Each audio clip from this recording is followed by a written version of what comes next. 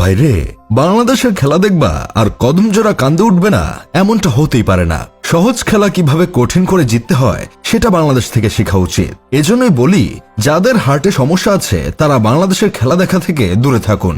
মনে রাখবেন, খেলার চেয়ে জীবনের মূল্য অনেক বেশি।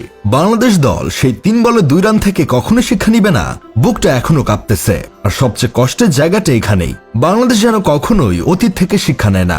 2016 সালে ভারতের বিপক্ষে শেষ 3 বলে 2 রান নিতে না পারার যে মানসিক ট্রমা, সেটা এখনো এদেশের ক্রিকেট ভক্তদের ভেতরে গেঁথে আছে। 2 ভাইরা ভাইয়ের চুল পাকনামির জন্য ম্যাচ হারতে হয়েছিল। কিছুদিন আগেই আফগানিস্তানের বিপক্ষে সিরিজে একই কাণ্ড ঘটল। শেষ ওভারে মিরাজ প্রথম বলেই 4 মেরে ম্যাচ প্রায় নিশ্চিত করে ফেলেছিল। তখন রেকর্ড রান রেট নেমে আসে মাত্র 2-এ, কিন্তু এর পরের 5 বলে 2 রান তুলতে অবস্থা কেরোসিন হয়ে গিয়েছিল। আনকোরা করিম জানাত তখন হ্যাট্রিক করে বসে। শেষে শরীফুল 5ম বলে 4 মেরে দলকে কোন রকমে জিতায়। গত ম্যাচেও ঠিক একই ঘটনার পুনরাবৃত্তি।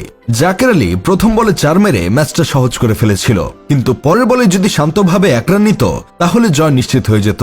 অথচ বড় শট খেলতে গিয়ে আউট হলো। সেটা একেবারেই আউট হওয়ার মতো ডেলিভারি ছিল না। তারপরে মাহেদিও একই ভুল করে ফিরে গেল। শট খেলে হিরো হওয়ার চেষ্টাটা বারবার মুশফিক রিয়াদের সেই অতি পাকনামির দুঃখজনক স্মৃতি মনে করিয়ে দেয়। তবে ভাই যাই বলেন, গতকালকের বাংলাদেশ বনাম শ্রীলঙ্কা ম্যাচটা ছিল একেবারে হার্ট অ্যাটাকের ম্যাচ। টিভির সামনে বসে মনে হচ্ছিল, এই ম্যাচ যদি আরেকটু লম্বা হয় তবে আমাকে হাসপাতালে অক্সিজেন দিতে হবে। ক্রিকেট যে শুধু খেলা না, সেটা আজ আবার প্রমাণ হয়ে গেল। এটা আসলে আবেগ, রক্তচাপ আর বিপি মেশিনের ব্যাটারি শেষ করার একটা যন্ত্র। শুরুতে শ্রীলঙ্কা ব্যাট করতে নামলো বেশ ফুরফুরে মেজাজে। ওদের ব্যাটসম্যানরা প্রথম ওভারেই সিংহের রূপ নিয়েছিল, কিন্তু আস্তে আস্তে বাংলাদেশি বোলাররা ওদের সিংহ থেকে গৃহপালিত বিড়াল বানিয়ে ফেলল। অবশ্য দাসুন সানাকা ছিলেন আলাদা কেস। 64 রান যেন শ্রীলঙ্কার ইনিংসকে লাইফ সাপোর্টে রাখলো। বাকি সবার ডায়রিয়া হয়ে গিয়েছিল, আসা যাওয়ার মধ্যেই ছিল তারা। গতকাল ম্যাচে বাংলাদেশি বোলিংয়ে আসল হিরো ছিল মুস্তাফিজ, একেবারে সেই পুরনো কাটার মাস্টার। 3 উইকেট নিয়ে শ্রীলঙ্কার ব্যাটিং লাইন আপকে মাইরে বা পাকিস্তান করে ছেড়ে দিল। 7 উইকেট শেষে শ্রীলঙ্কা রান করেছিল 168। 169 রানের টার্গেটে বাংলাদেশ ব্যাটিং করতে নেমে শুরুতে ধাক্কা খেল। জুনিয়র তামিম যখন আন্ডা মেরে আউট হয়ে গেল, তখন ভেবেছিলাম খেলা বুঝে জয় বাংলা হয়ে গেল। কিন্তু সাইফ হাসানের 61 রানের ইনিংস মনে আবার আশার জন্ম দিল।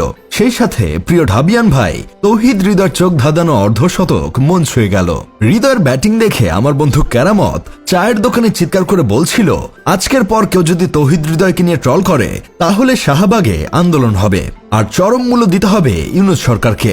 কিন্তু ভাইরে, বাংলাদেশ বলে কথা, আমাদের ক্রিকেটে সহজ জয় বলে কোনো জিনিস নাই। আমাদের ব্যাটিং লাইন আপের ধর্মই হলো দর্শকদের কদম জোড়া কান্দে উঠিয়ে ফেলা। শেষ ওভারে জাকের আলীর শরীরে মুশফিকের আত্মা ভর করেছিল, মাহাদির শরীরে মাহমুদুল্লাহর আত্মা। ভাগ্য ভালো নাসুমের ব্যাটে বল লেগেছিল, তা না হলে পুরনো ক্ষত দিয়ে আবার ঝরে পড়তো।